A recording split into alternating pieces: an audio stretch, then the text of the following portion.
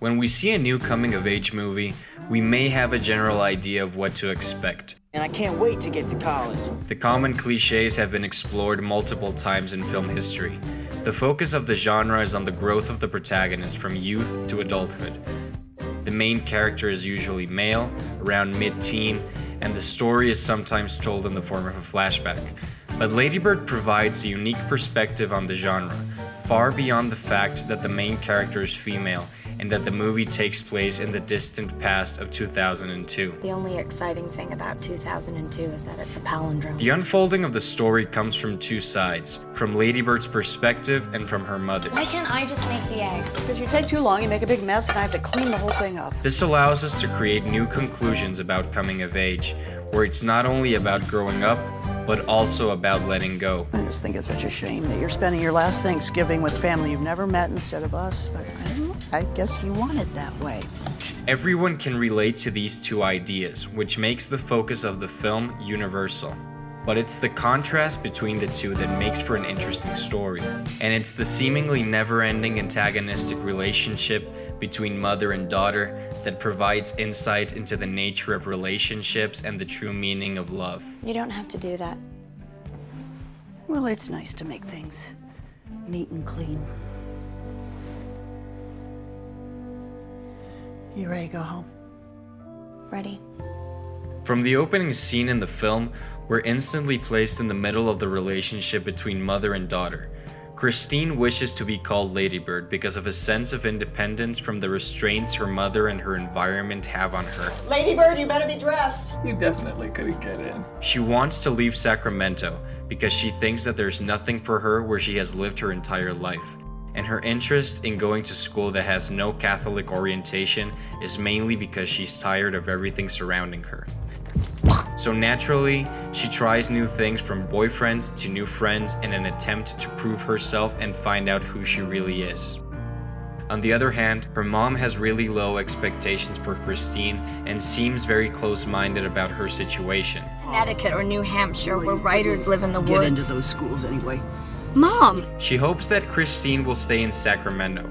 On one side, because the family is struggling financially and can't really afford out-of-state tuition for Lady Bird. What is wrong with you? But her mom also happens to be what some would call a control freak. Hey, wait, let's just sit with what we heard. She expects the world to react around her own decisions. I love it. Is it too pink? We can see this in her relationship with Lady Bird and her father. However, she clearly wants her daughter to be happy and cares about her deeply. The relationship between these two characters seems to be a never-ending struggle.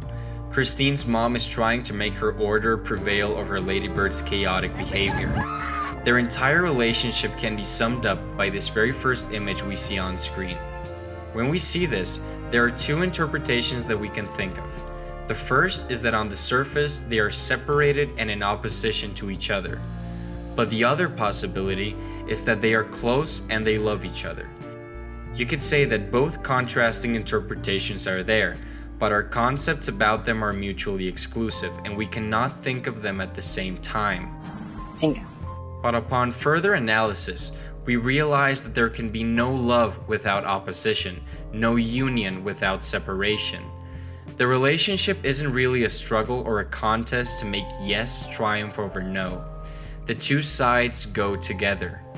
This is what Lady Bird realizes at the end of the film. She loves her mother and even Sacramento.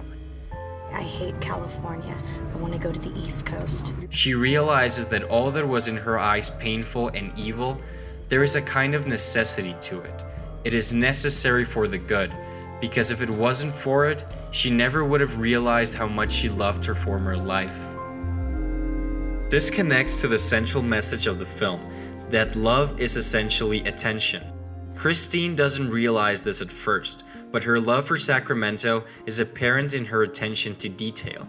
The same concept applies to her relationship with her mother. Whatever we give you, it's never enough. It's never enough. It is enough. It's only when she leaves her hometown and family that it becomes clear to her that she loved everything surrounding her former life. But I wanted to tell you. I love you. Thank you. I'm Thank you.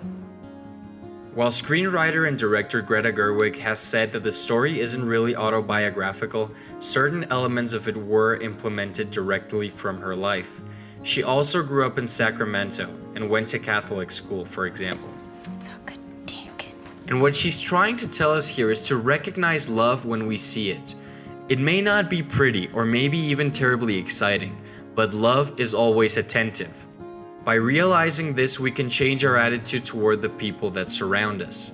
Instead of this realization coming into focus until we move out of our parents' home or break up with a loved one, we must realize and cherish the things we have before they're gone. This sudden dawning on our consciousness that life is not really a contest. Can we please just talk about Can't this look tomorrow? like a To rat. make yes triumph over no, to make the positive triumph over the negative. The two sides go together. Your mom's hard on you. Yeah, well, she loves me a lot. And then one sees, in this strange way, that underlying all that is negative in the world, there is a kind of necessity to it. It goes with the good. It is necessary for the good. Disorder is necessary for the manifestation of order, just as you must have, say, a black background to show up a light figure.